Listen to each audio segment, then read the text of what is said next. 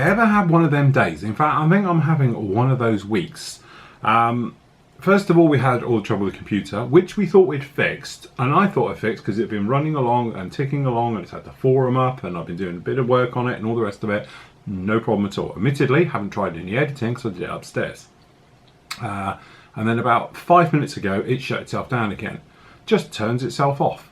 Now, I'm wondering if it's because I hadn't touched it in a while, because to be honest, when I'm using it, it seems absolutely fine. When I don't use it, it turns itself off. So not too sure what's going on there. Anyway, it reboots and it's back together. I'm going to worry about that, to be honest, tomorrow. Tomorrow's another day. I'm going to then obviously get in contact with them again and try and get it fixed.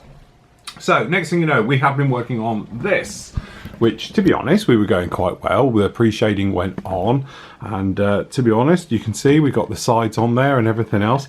Then we had an issue with the paint, because the paint, I assume because I was using lacquer thinners for doing the pre-shading work, it reacted terribly with the I don't know if I can hold this even. I'm covered in stuff which we'll talk about in a moment, but I don't know how well you can see it.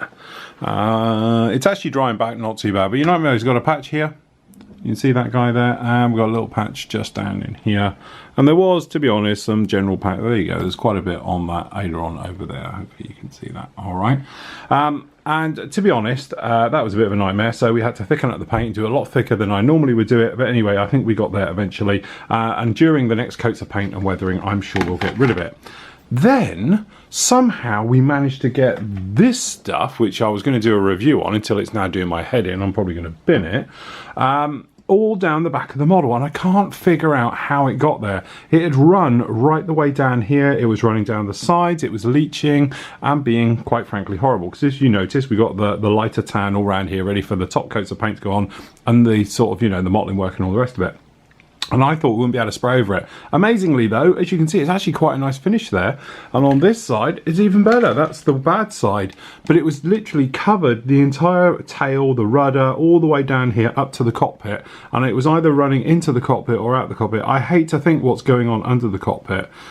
So that caused no end of problems down there. And to be honest, I've still got to do it at the front here because that was going horrible. So to say this has been a nightmare paint job is... now it's turning into sort of, you know, more than a nightmare. It's just everything seems to be going wrong with this particular model. But, and that's where we come in with all the buts here. At the end of the day, it's really easy just to walk away from this and turn around and say, right, okay, you know, it's kicking my ass, quite frankly, and it becomes a Shelf of Doom project. And like a lot of us, it turns into a dusty heap and probably go in the bin at some point in the future.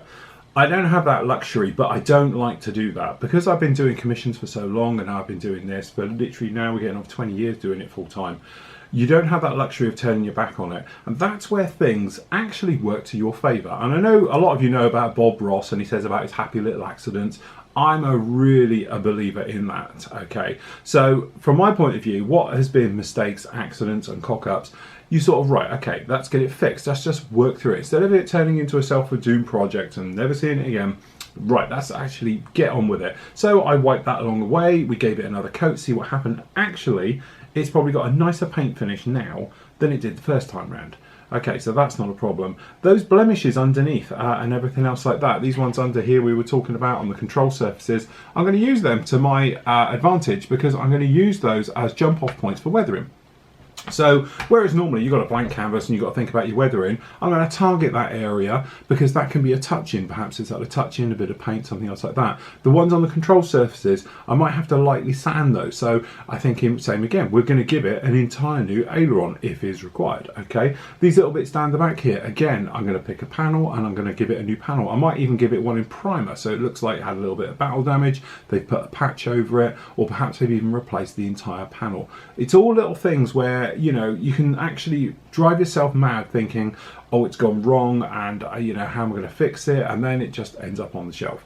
From my point of view, I think of it, right, that's just flow with it, work with your model, and that's it. And all too often I see members and they're like, you know, what happened to, oh, I binned it because, you know, it's not going right. And, you know, at the end of the day, instead of seeing it as a cock up, something that's gone wrong, and something that sort of fought you and all the rest of it, that you think to yourself, right, okay, I'm not going to worry about it, I'm just going to push through with it and see what actually happens, because you might end up with a new weathering technique that you've never really done before, but you've used it and it's worked a treat on there that you'll carry on with successive builds.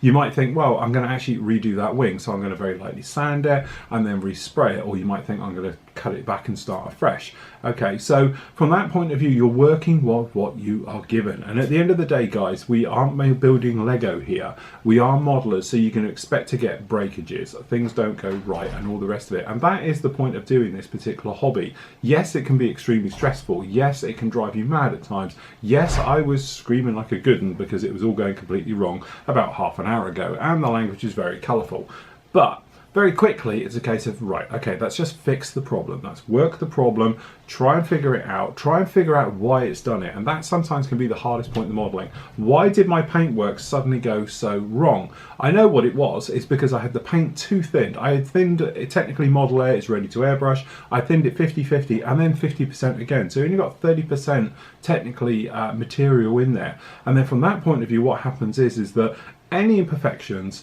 as in if there's any oil, debris under there, because it's all thinners, the paint can't cover it and it will literally separate away, and that's what's happened here, because we still had a tiny bit of lacquer thinners in there. As we know, Model Air doesn't particularly like a lacquer thinners, and it separates from it, okay, and that's what happened. By using the slightly thicker paint, not a problem, but going in with very thin paint, it didn't technically like it. So we found out what was going on there and we fixed the problem. This stuff, which is obviously a linseed oil or rapeseed oil or something else like that, obviously it's organic, so because we're using a organic paint, as in an acrylic paint, it sprayed over it, and to be honest, it has sprayed over it very, very nicely. Okay, I know I've touched it, which honestly I shouldn't have, but I've caught it with my finger there, so again, happy little accident, I've put a fingerprint in it showing you guys just then. Okay, so right, okay, not a problem, we'll lightly sand it when this is dry, and then we'll go over it, redo it, and then hopefully we'll be back to a position where we can just carry on with the next step, okay? But that's the thing, don't worry about these things happen to everybody, you know, you're not alone when things don't fit, you're not alone when paintwork goes wrong, you're not alone when, you know, your canopy fogs up, all those nightmare scenarios which can then send them off to the shelf of doom. In theory, a little bit of time, a little bit of care and working out what happened means next time you'll think about it a bit more. And I now know that paint, which is, to be honest, I'm not going to, you know, saying I'm at fault totally here, but you know, at the end of the day, this paint, which is the new ones, you can tell the new ones are a little bit more smelly, don't work 100% like they used to. Old days I would have got away with that. These are the new smelly ones, which to be honest I haven't used. They tend to be a little bit thinner, so I overstepped the boundary of thinning, and technically we've well, wrecked it.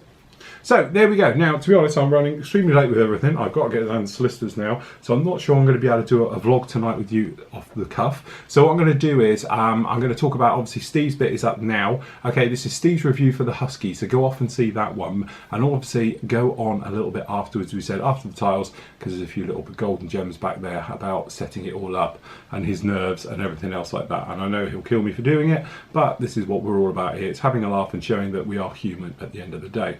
So I'm going to spend the rest of the day trying to sort this out, trying to sort the computer out, and sorting out solicitor things and bits and pieces like that, and I've got to do a bit of shopping as well. So until tomorrow everybody, happy modelling, take care.